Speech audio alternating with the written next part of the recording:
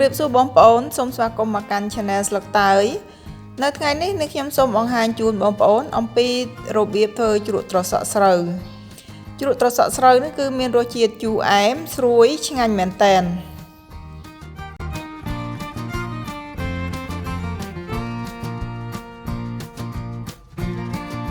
មុននឹងឈានចូលដល់វិធីធ្វើនឹងមើលគ្រឿងផ្សំចំពោះបងប្អូនថ្មីៗដែលមិនធ្លាប់បានចុច Subscribe ដល់ Channel របស់នាងខ្ញុំសូមកុំភ្លេចជួយចុច Like Share Subscribe និងចុចសញ្ញារូបកណ្ដឹងដើម្បីទទួលបាននូវវីដេអូថ្មីៗពី Channel របស់នាងខ្ញុំ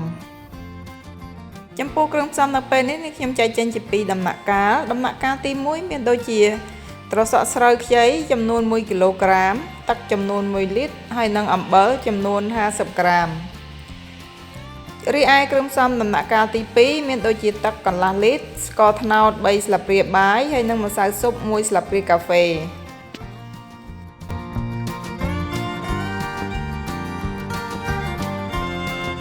ចានេះគឺជាត្រសក់ស្រូវដែលនាងខ្ញុំបានលាងសម្អាតរួចហើយមុននឹងយកមកធ្វើជ្រក់ហ្នឹងគឺនាងខ្ញុំបានបង្ហាញជូនបងប្អូនអំពីកន្លែងសម្អាតទេដូច្នេះបងប្អូនអាចលាងសម្អាតជំរះដោយខ្លួនឯងទៅតាមវិធីរបស់បងប្អូន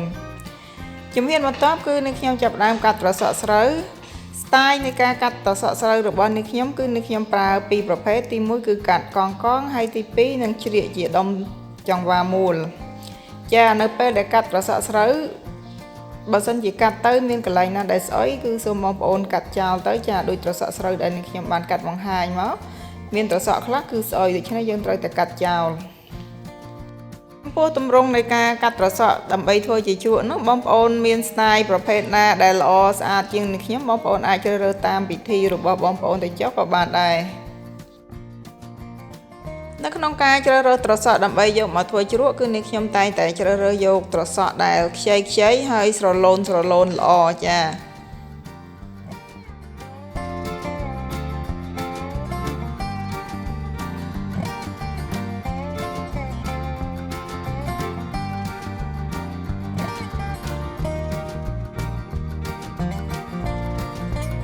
ត្រសក់ដែលបានកាត់រួចហើយគឺនាងខ្ញុំលើកដាក់ចូលនៅក្នុងក្រឡកែវដើម្បីយកទៅធ្វើជ្រក់ចាបងប្អូនគួរតែប្រើក្រឡកែវក្នុងការត្រាំធ្វើជ្រក់នឹងជាជាងប្រើក្រឡជ័រ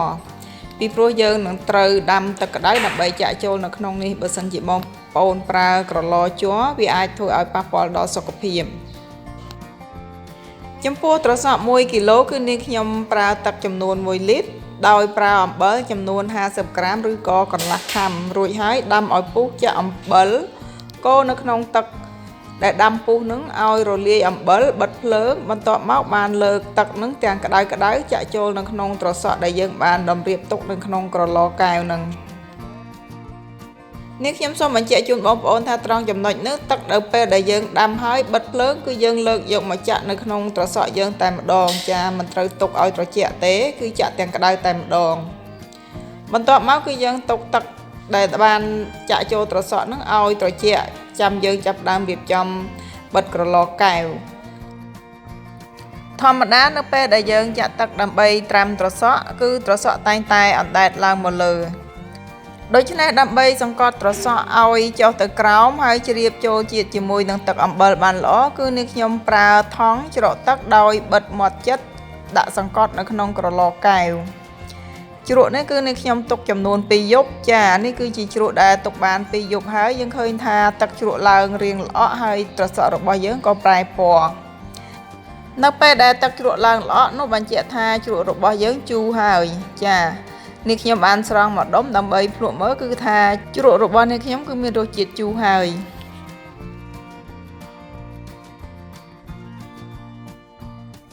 បន្តមកទៀតគឺនេះខ្ញុំចាក់ទឹកជ្រក់ដែលយើងបានត្រាំលើកទី1នឹងចេញ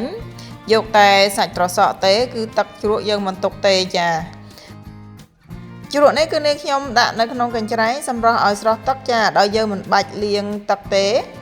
បន្ទាប់មកគឺនេះខ្ញុំយកត្រសក់នោះដាក់ចូលនៅក្នុងប្រអប់ជ័រវិញចាដោយសារដំណាក់កាលទី2នេះគឺយើងត្រាំនៅក្នុងទឹកស្ករដែលត្រជាក់ដូច្នេះនេះខ្ញុំអាចដាក់ត្រាំនៅក្នុងប្រអប់ជ័របាន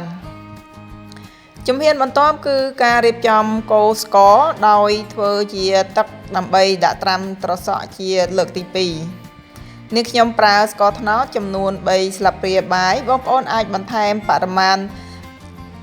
ស្ករត្នោតហ្នឹងទៅតាមតម្រូវការរបស់បងប្អូនដែលចូលចិត្តផ្អែមបន្ថែមទៀតក៏បានដែរ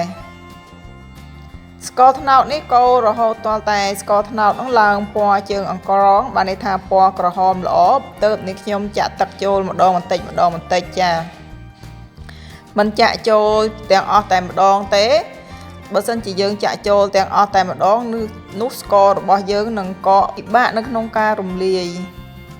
ចំពោះទឹកស្ករនេះគឺនេះខ្ញុំប្រើស្ករចំនួន3ស្លាបព្រាបាយហើយទឹកចំនួនតែកន្លះលីត្រទេដោយសារយើងត្រូវការត្រាំទឹកតែ1លីត្រល្មមត្រសក់តែប៉ុណ្ណោះយើងមិនបាច់ត្រាំទឹកស្ករច្រើននោះទេ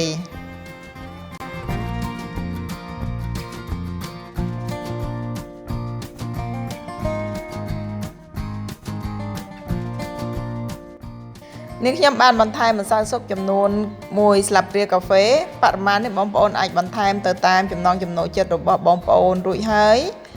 ដាំទឹកស្ករនោះឲ្យពុះមួយរំពុះបិទភ្លើងរួចនឹងទុកឲ្យត្រជាក់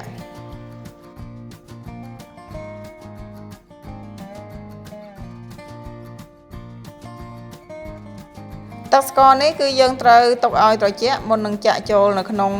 ត្រសក់ត្រាំបន្តទៅទៀតចាយើងមិនត្រូវចាក់ទាំងក្តៅទេ